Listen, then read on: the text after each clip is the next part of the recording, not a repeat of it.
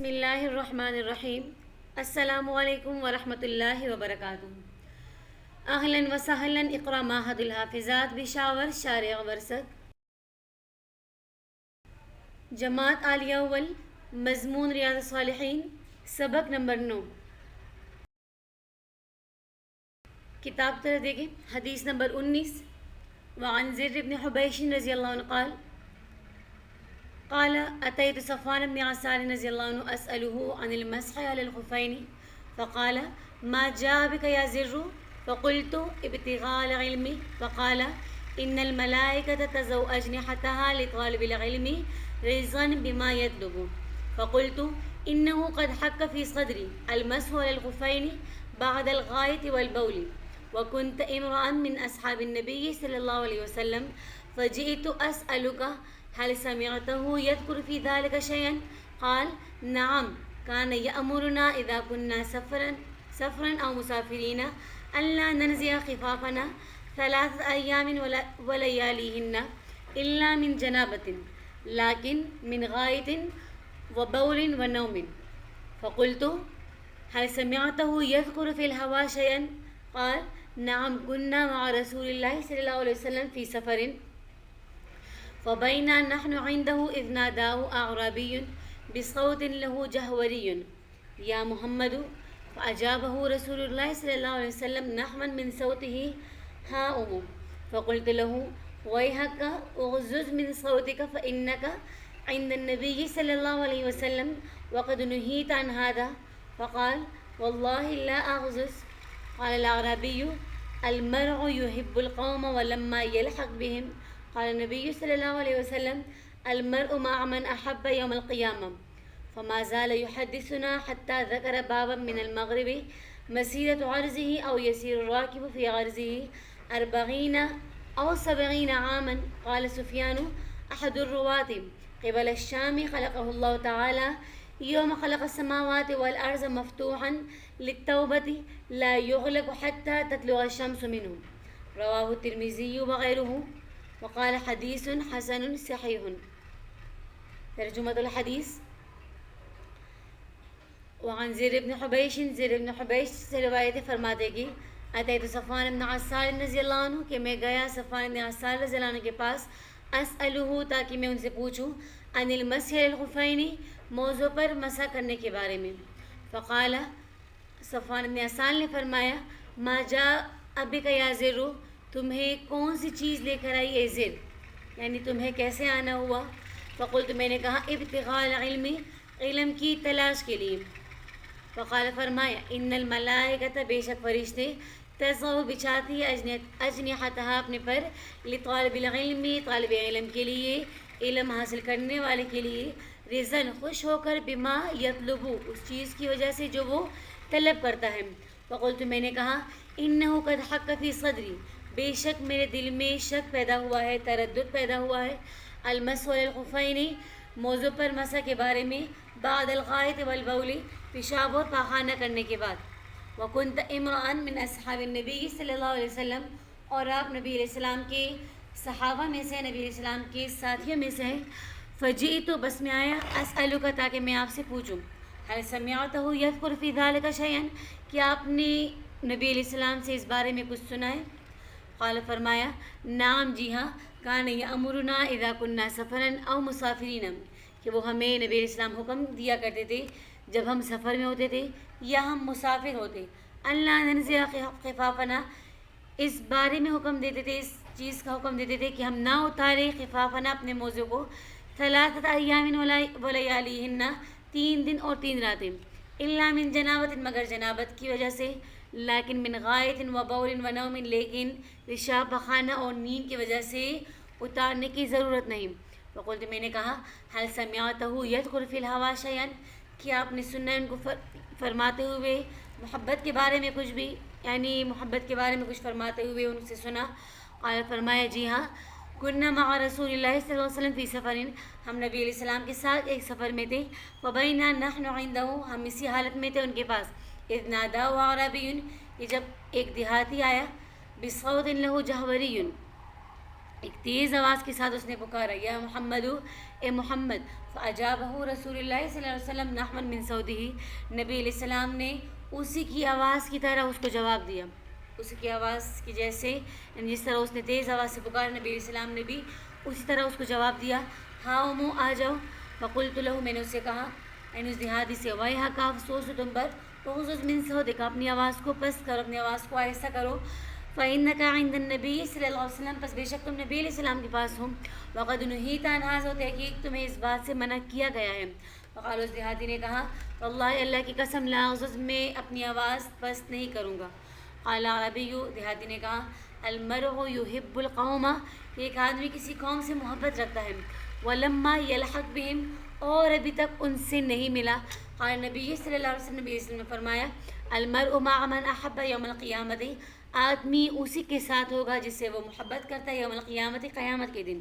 فما زال یحدثنا، بس وہ مسلسل میں ہی بیان کرتے رہے، حتی ذکرہ، یہاں تک کہ انہوں نے ذکر کیا، بابا من المغربی، مغرب کی طرف ایک دروازے کا، مسیرۃ ارضہ او یسیر الراکب فی عرضہ 40 او 70 عاما، یعنی جس کی مسافت 40 سال، او یسیر الراکب، یا جس کے سائے میں سوار، یعنی جس کی چوڑائی میں سوار 40 سال یا 70 سال تک چلتا رہے گا. قال سفیان احد الروات، حدیث کے ایک راوی سفیان فرماتے ہیں کہ قبل الشام، کہ وہ دروازہ شام کی طرف ہوگا.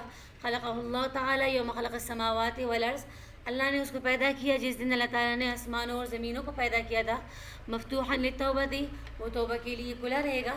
لا یغلق، وہ بند نہیں ہوگا یہاں تک کہ سورج، حتی تطلع الشمس من، یہاں تک کہ سورج اس کی طرف سے نہ نکلے. رواه ترمذی وغیرہ وقال حدیث حسن صحیح. حدیث کے راوی زر ابن حبیش، تو ان کا نام زر اور والد کا نام حبیش ہے. یہ تابعی ہے اور انہوں نے کئی لوگوں سے علم حاصل کیا، خاص کر کے حضرت عمر رضی اللہ عنہ اور حضرت علی رضی اللہ عنہ سے. 208 ہجری میں 120 سال کی عمر میں ان کا انتقال ہوا. توضیح الحدیث، زر ابن حبیش سے روایت فرماتے ہیں کہ میں گیا صفوان بن عسال کے پاس ان سے موضوع پر مسئلہ کے بارے میں پوچھنے کے لیے. انہوں نے فرمایا کہ آپ کو کس چیز نے یہاں پر، یعنی آپ کس وجہ سے یہاں پر آئے؟ میں نے کہا ابتغاء العلم. فرمایا ان الملائکۃ تضع اجنحتها لطالب العلم رزقا بما یطلب، کہ بے شک فرشتے اپنے پر بچھاتے ہیں طالب علم کے لیے اس کے علم حاصل کرنے کی وجہ سے. تو علامہ بدر الدین عینی رحمہ اللہ فرماتے کہ علماء کرام انبیاء علیہ السلام کے وارث ہیں. اس طرح حضرت سیدنا ابو الدرداء رضی اللہ عنہ سے روایت فرماتے کہ جو علم حاصل کرنے کے لیے نکلا، اللہ تعالیٰ اس کے لیے جنت کے راستے آسان فرما دیتے ہیں، اور فرشتے طالب علم کے لیے اپنے پر بچھا دیتے ہیں، اور زمین و آسمان میں موجود ہر چیز اس کے لیے استغفار کرتی ہے، یہاں تک کہ سمندر میں مچھلیاں. اور ایک عالم کی فضیلت عابد پر ایسی ہے جس طرح کہ 14ویں کے چاند کی فضیلت تمام ستاروں پر. اس طرح علماء کرام رحمہ اللہ انبیاء علیہ السلام کے وارث ہیں، اور انبیاء علیہ السلام درہم اور دینار کا وارث نہیں بناتے بلکہ وہ علم کا وارث بناتے ہیں. تو آگے اس طرح یعنی علم اور علماء کی شان میں حدیث ہے کہ حضرت معاذ بن جبل سے روایت فرماتے کہ نبی علیہ السلام نے فرمایا علم حاصل کرو، کیونکہ اللہ تعالیٰ کی رضا کے لیے علم سیکھنا خشیت ہے، اسے تلاش کرنا یعنی علم کو تلاش کرنا اللہ کی رضا کے لیے عبادت، اور اس کی تکرار کرنا تسبیح، اور اس کی جستجو کرنا جہاد ہے، اور لا علم کو علم سکھانا صدقہ ہے، اور اسے اہل پر خرچ کرنا قربت یعنی نیکی ہے، کیونکہ علم حلال اور حرام کی پہچان کا ذریعہ ہے، اور اہل جنت کے راستے کا نشان ہے، اور سفر میں ہم نشین ہے، اور تنہائی کا ساتھی ہے. اس طرح اللہ تعالیٰ اس کے ذریعے قوموں کو بلندی اور اس طرح برتری عطا فرما کر بلائی کے معاملے میں ان کو قائد اور امام بنا دیتا ہے، اور اس طرح پھر ان کے نشانات کی پیروی کی جاتی ہے، اور ان کے راستے کو حرف آخر سمجھا جاتا ہے، اور ملائکہ ان کی دوستی میں رغبت کرتے ہیں، اور ان کے لیے اپنے پر بچھاتے ہیں، اور ان کو اپنے پروں سے چھوتے ہیں. یہاں تک کہ ان کے لیے ہر خشک و تر یعنی ہر چیز، سمندر کی، یہاں تک کہ سمندر کی مچھلیاں اور خشکی کے درندے اور شفاء استغفار کرتے، کیونکہ علم جہالت کے مقابلے میں دلوں کی زندگی ہے اور تاریکیوں کے مقابلے میں آنکھوں کا نور ہے۔ اس طرح علم کے ذریعے بندہ اولیاء کے منازل کو پا لیتا ہے اور دنیا اور آخرت میں بلند مرتبے پر پہنچ جاتا ہے۔ اس طرح ابو الدرداء رضی اللہ عنہ سے روایت فرماتے کہ نبی علیہ السلام نے فرمایا قیامت کے دن علماء کی سیاہی اور شہداء کے خون کو تولا جاتا ہے۔ تو مذکورہ روایات سے علم کی فضیلت اور اہمیت کا اندازہ بخوبی لگایا جا سکتا ہے۔ اللہ تعالیٰ ہمیں بھی اپنی رضا کی خاطر علم دین حاصل کرنے اور اس پر عمل کرنے اور دوسروں تک پہنچانے کی توفیق عطا فرمائے۔ پھر آگے حدیث میں موضوع پر مسح الخفین، موضوع پر مسح کرنے کا ذکر ہے کہ ان کے دل میں اس پر تردد پیدا ہوا کہ آیا پیشاب پخانہ کرنے کے بعد اس پر مسح کیا جا سکتا ہے یا نہیں۔ تو جمہور علماء کے نزدیک یعنی امام ابو حنیفہ، امام شافعی اور امام احمد اور باقی فقہاء کے نزدیک مسافر کے لیے 3 دن 3 رات مسح کرنا ہے اور مقیم آدمی کے لیے 1 دن اور 1 رات تک مسح کرنا جائز ہے۔ کہ حدیث میں موجود ہے ثلاث ایام ولا علیہن الا فی جنابۃ۔ سرا حنفیہ فرما دے کہ یہ مسح حدث اصغر میں ہوتا ہے اور آدمی اگر اسے حدث اکبر کی ضرورت ہو تو اس صورت میں اس کو موزہ اتارنا ہوگا اور پاؤں کو دھونا پڑے گا۔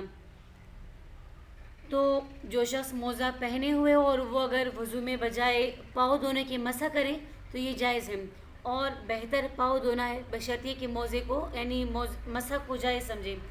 اور اس کے جواز میں بکثرت احادیث آئی ہے جو کہ تواتر کے قریب ہیں، اس لیے امام کرخی فرماتے کہ جو اس کو جائز نہ سمجھے اس کے کافر ہو جانے کا اندیشہ ہے۔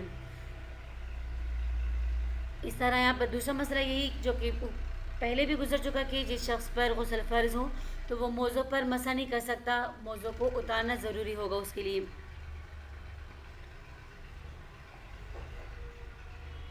اس طرح جن چیزوں سے وضو ٹوٹتا ہے اس طرح ان سے مسح بھی یعنی موضوع پر مسح بھی ٹوٹ جاتا ہے اسے۔ پھر آگے دیہاتی کا ذکر ہے جو کہ نبی علیہ السلام کے پاس آیا، اعرابی بصوت لہ جہوری یا محمد فاجابہ رسول اللہ صلی اللہ علیہ وسلم نحوا من صوتہ۔ پھر آگے ان سے انہوں نے فرمایا کہ وقد نہیت عن ھذا کہ نبی علیہ السلام کے سامنے زور سے بات کرنے کو منع کیا گیا ہے، بلکہ نبی علیہ السلام کے سامنے آہستہ بات کرنے کا حکم دیا گیا ہے، جس طرح کہ قرآن میں ارشاد ہے کہ یا ایھا الذین آمنوا لا ترفعوا اصواتکم فوق صوت النبی ولا تجہروا له بالقول کجہر بعضکم لبعض ان تحبط اعمالکم وانتم لا تشعرون کہ ایمان والو اپنی آوازوں کو نبی علیہ السلام کی آواز پر بلند نہ کرو اور ان سے اچھی طرح سے گفتگو کرو، اسی وجہ سے تاکہ تمہارے اعمال ضائع نہ ہو جائے اور تمہیں خبر بھی نہ ہو۔ تو اس آیت کے نزول کے بعد ابوبکر صدیق رضی اللہ عنہ کی عادت یہ ہوتی تھی کہ بہت چپکے سے بات کیا کرتے تھے اور عمر رضی اللہ عنہ اپنی آواز اتنی پست کرتے تھے کہ نبی علیہ السلام ان کی بات بھی سننا پاتے تھے اور دوبارہ دریافت کرنے کی ضرورت پیش آتی تھی۔ اس طرح صحابہ کرام کی بھی عادت ہو گئی تھی، تو صحابہ کرام نے اسی وجہ سے اس دیہاتی کو منع فرمایا کہ نبی علیہ السلام کے سامنے بلند آواز سے بات نہیں کرتے۔ تو اس حدیث میں دیہاتی نے نبی علیہ السلام کے سامنے اونچی آواز میں کلام کی، حالانکہ قرآن میں اونچی آواز سے بات کرنے سے منع فرمایا ہے۔ اس کی ایک وجہ تو یہ کہ وہ دیہات کے رہنے والے تھے اور نبی علیہ السلام کے آداب کے بارے میں وہ ناشنا تھے، اس لیے انہوں نے اس طرح کلام کیا۔ اور ایک تو یہ بھی بیان کی جاتی کہ اونچی آواز سے مراد جان بوجھ کر اختیاری طور پر اونچی آواز سے بات کرنا ہے، جو کہ بیدوی کا موجب ہے، جبکہ یہاں پر ایسا معاملہ نہیں تھا۔ المرء مع من احب یوم القیامت، آدمی قیامت کے دن اسی کے ساتھ ہوگا جس سے وہ محبت کرتا ہے۔ یعنی اس آدمی کے اس دیہاتی کے سوال پر کہ آدمی کسی سے محبت کرتا ہے مگر اس سے ملاقات نہیں کر پاتا، تو فرمایا دنیا میں اگرچہ وہ دور ہے مگر قیامت کے دن ہر آدمی اس کے ساتھ ہوگا جس سے وہ محبت کرتا ہے۔ تو یہ سوال صرف اس دیہاتی نے نہیں بلکہ یہ سوال کئی صحابہ کرام سے منقول ہے۔ حضرت انس رضی اللہ عنہ سے روایت فرماتے کہ صحابہ کرام کو دنیا میں کسی چیز سے اتنی خوشی نہیں ہوئی جتنی خوشی اس حدیث کے سننے کے بعد انہیں ہوئی۔ اس طرح بعض علماء نے فرمایا کہ اس حدیث میں بہت بڑی خوشخبری بھی ہے کہ اس میں خاتمہ بالخیر کی بشارت ہے، کہ آدمی نیک بندوں کے ساتھ قیامت کے دن اسی وقت ہوگا کہ جب کہ اس کا خاتمہ بالخیر ہو۔ اس طرح ملا لقائی رحمہ اللہ فرماتے کہ آدمی اگر نیک آدمیوں سے محبت رکھے تو قیامت کے دن انہی کے ساتھ ہوگا، اور اگر کسی فاسق اور فاجر سے محبت رکھے تو قیامت کے دن انہی کے ساتھ ہوگا۔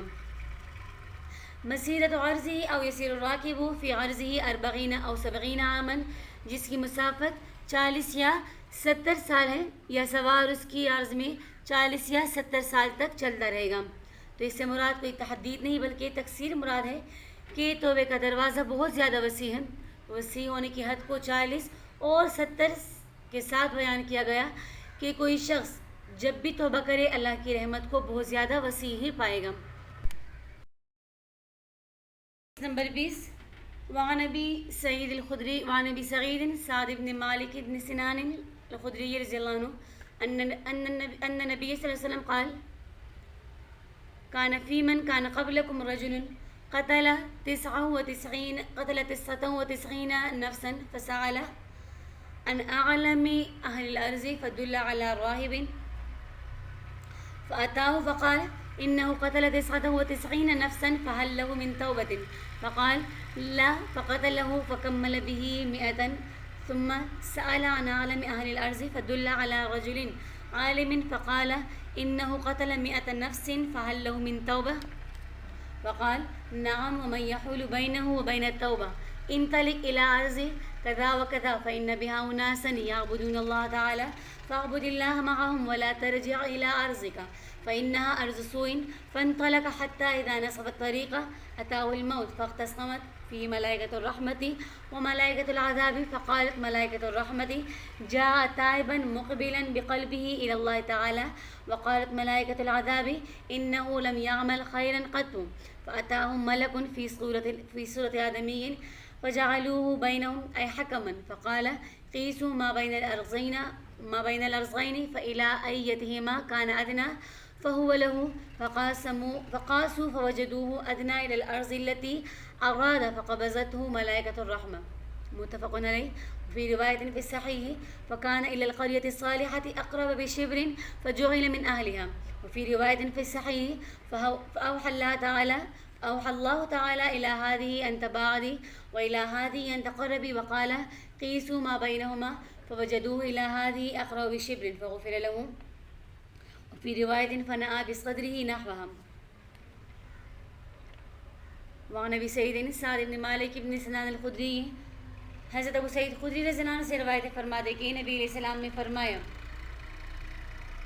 کان فی من کان قبلکم رجل، کے پہلی قوموں میں سے ایک آدمی تھا، قتل 99 نفسا، جس نے 99 آدمیوں کو قتل کیا تھا، فسأل عن اعلم اہل الارض، بس اس نے پوچھا زمین پر موجود سب سے زیادہ عالم کے بارے میں کہ اس وقت زمین پر سب سے بڑا عالم کون ہے، فدل علی راہب، تو اس کی رہنمائی کی گئی، اسے بتایا گیا ایک راہب کے بارے میں، فاتاہ، بس وہ اس کے پاس گیا، فقال، اس نے کہا انہ قتل 99 نفسا، کہ اس نے 99 آدمیوں کو قتل کیا ہے، فہل لہ من توبۃ، کہ اس کے لیے توبہ کی گنجائش ہے، فقال، اس راہب نے کہا لا، نہیں، فقتلہ، تو اس نے اس راہب کو بھی قتل کر دیا، فکمل بہ 100، اور اس کے ذریعے اس نے 100 کو پورا کر دیا، یعنی 100 عدد پورا کر لیا.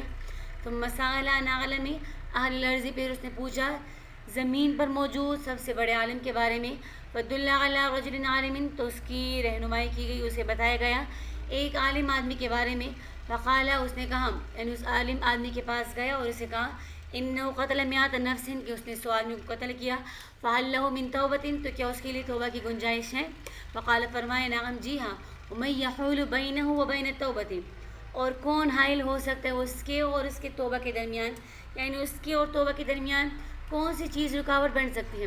انطلق الی ارض کذا و کذا، تم چلو فلاں زمین کی طرف، فإن بها أناسا يعبدون اللہ تعالی، بس بے شک وہاں پر اللہ کے کچھ بندے ہیں جو کہ اللہ کے لیے خالص عبادت کرتے ہیں، فاعبد اللہ معہم، بس تم بھی ان کے ساتھ عبادت کرو، ولا ترجع، اور تم ہرگز نہ لوٹنا، الی ارضک، اپنے زمین کی طرف، فإنها أرض سوء، بس بے شک یہ بری زمین ہے، یعنی یہاں پر برے لوگ رہا کرتے ہیں. فانطلق، پس وہ چلا، حتی اذا نصف الطریق، یہاں تک کہ وہ آدھے راستے تک پہنچ گیا، اتاہ الموت، تو اس پر یعنی اس کے پاس موت آئی، مراد موت کے فرشتے اس کے پاس آئے، فاختصمت فیہ ملائکۃ الرحمت و ملائکۃ العذاب، تو جھگڑا ہوا رحمت اور عذاب کے فرشتوں کے درمیان. فقالت ملائکۃ الرحمت، تو رحمت کے فرشتے نے کہا جا تائبا مقبلا بقلبہ الی اللہ تعالی، کہ یہ توبہ یعنی تائب ہو کر آیا تھا، مقبلا بقلبہ الی اللہ، اور اللہ کی طرف دل کی توجہ سے آیا تھا. وقالت ملائکۃ العذاب، اور عذاب کے فرشتے نے کہا انہ لم یعمل خیرا قط، کہ اس نے کبھی بھی بہتر عمل نہیں کیا تھا، خیر والا کام نہیں کیا تھا. فاتاہم ملک فی صورت آدمی، بس آیا ان کے پاس ایک فرشتہ آدمی کی صورت میں. فجعلوہ بینہم اے حکمن، پس اس فرشتے نے ان کے درمیان فیصلہ کیا. فقالوا، فرمایا قیسوا ما بین الارضین، تم دونوں زمین کے درمیان پیمائش کرو. فإلی ایتہما کان ادنی فہو لہ، بس جس زمین کی طرف وہ قریب ہوا، زیادہ قریب ہوا، تو وہ اسی میں سے شمار کیا جائے گا. فقاسوا، انہوں نے پیمائش کی. فوجدوا ادنی الی الارض التی اراد، تو انہوں نے اس کو پایا اس زمین کے قریب جس طرف اس نے ارادہ کیا تھا، یعنی نیک لوگوں کی بستی کی طرف اس کو زیادہ قریب پایا. فقبضتہ ملائکۃ الرحمہ، تو اس کی روح کو رحمت کے فرشتوں نے قبض کر لیا. متفق علیہ. وفی روایت فی الصحیح، اور صحیح کی روایت میں ہے فأوحى اللہ تعالیٰ الی ہذہ ان تباعدی، اللہ نے وحی کی اس زمین طرف کہ اس سے دور ہو جاؤ. وإلی ہذہ، اور اس دوسرے کی طرف وحی کی ان تقربی، کہ اس کے قریب ہو جاؤ. قال، فرمایا قیسوا ما بینہما، کہ ان دونوں کے درمیان پیمائش کرو، ان دونوں کو ناپو. وجدوا الی ہذہ اقرب بشبر، تو اس کو پایا اس کے یعنی نیک والے لوگوں کی بستی کے قریب ایک بالش. فغفر لہ، تو اس کی بخشش کر دی گئی. پھر روایت میں ہے فنہا بصدرہ نفہا، کہ وہ اپنے سینے کے بل سے رکھ کر دور ہو گیا اس زمین سے. وعن ابی سعید الخدری توضیح الحدیث، حدیث کے راوی سعد بن مالک بن سنان ابو سعید خدری ہیں. نام ان کا سعد، کنیت ابو سعید، والد کا نام مالک، دادا کا نام سنان، اور والدہ کا نام انیسہ بنت ابی حارثہ تھا. ان کے والد اور والدہ بیعت عقبہ کے بعد مسلمان ہو گئے، اسی لیے ابو سعید خدری نے بچپن ہی سے مسلمان والدین کے دامن میں تربیت پائی. اس طرح مسجد نبوی کی تعمیر میں انہوں نے حصہ لیا. غزوہ احد کے بعد سے نبی علیہ السلام کے ساتھ غزوات میں شریک ہوتے رہے. روایت کے مطابق نبی علیہ السلام کے ساتھ تقریباً 12 غزوات میں انہوں نے شرکت فرمائی. مدینہ میں ہی مقیم رہے، اور مدینہ میں ہی 74 ہجری میں جمعہ کے دن ان کی وفات ہوئی. جنت البقیع میں ہی مدفون ہوئے، اور اس وقت ان کی عمر 74 سال تھی.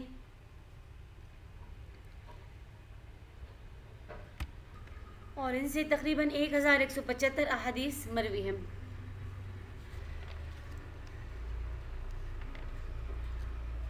علامہ بدر الدین عینی رحمہ اللہ فرماتے کہ حدیث سے معلوم ہوا کہ تمام کبیرہ گناہوں سے توبہ کرنا مشروع ہے، یہاں تک کہ اگر کسی کو قتل کر دیا تو اس سے بھی توبہ کرنا ضروری ہے. علماء فرماتے کہ اہل سنت کا مذہب یہ ہے کہ جس طرح توبہ تمام گناہوں کو مٹا دیتی، اس طرح قتل کو بھی مٹا دیتی ہے. اور بعض روایات توبہ قبول نہ ہونے کے بارے میں مروی ہے، وہ اس لیے تاکہ لوگ قتل یعنی ناحق قتل پر جرأت نہ کریں. اللہ تعالیٰ کا ارشاد ہے کہ ان اللہ لا یغفر ان یشرک بہ ویغفر ما دون ذلک، کہ اللہ تعالیٰ شرک کے علاوہ باقی تمام گناہوں کی مغفرت فرما دیتے ہیں. اس طرح قتل کے بارے میں آیت ہے کہ ومن یقتل مؤمنا متعمدا فجزاؤہ جہنم، کہ جو کوئی مسلمان کو جان بوجھ کر قتل کرے تو اس کا بدلہ جہنم ہے. تو اس آیت کا معنی یہ ہے کہ اس کی سزا تو یہی ہے کہ اسے جہنم میں ڈالا جائے، لیکن کبھی اسے معاف کر دیا جاتا ہے. اور جو مسلمان کے قتل ناحق کو حلال جانے اور اس کے پاس کوئی تعویل بھی نہ ہو تو پھر وہ کافر ہے اور ہمیشہ جہنم میں رہے گا. تو اس حدیث سے معلوم ہوا کہ عالم عابد سے افضل ہے، کیونکہ پہلے شخص راہب نے اسے یہ فتویٰ دیا کہ اس کی توبہ قبول نہیں ہو سکتی. اس راہب پر عبادت غالب تھی، اس لیے اس نے اتنے سارے لوگوں کے قتل پر جرأت کرنے کو ناقابل معافی گناہ گمان کیا، جبکہ دوسرے شخص عالم پر علم کا غلبہ تھا اور اس نے صحیح مسئلہ بتایا اور اسے نجات کا راستہ دکھایا. اس طرح علامہ ملا علی قاری رحمہ اللہ فرماتے کہ اللہ تعالیٰ نے اس زمین کو حکم دیا جس کی طرف قاتل نے جانے کا ارادہ کیا تھا کہ اس کے قریب ہو جاؤ، اور جس زمین سے اس نے ہجرت کی تھی اسے حکم دیا کہ اس سے دور ہو جاؤ. پھر اللہ تعالیٰ نے فرشتوں کو حکم دیا کہ اب زمین کی پیمائش کرو، اور یہ میت جن لوگوں کی زمین کے کے قریب ہو اسے انہی میں شمار کیا جائے۔ پر جب پیمائش کی گئی تو میت نیک لوگوں کی بستی سے ایک بالش قریب تھی، بس اس کی مغفرت کر دی گئی۔ تو یہ اللہ تعالیٰ کا فضل ہے۔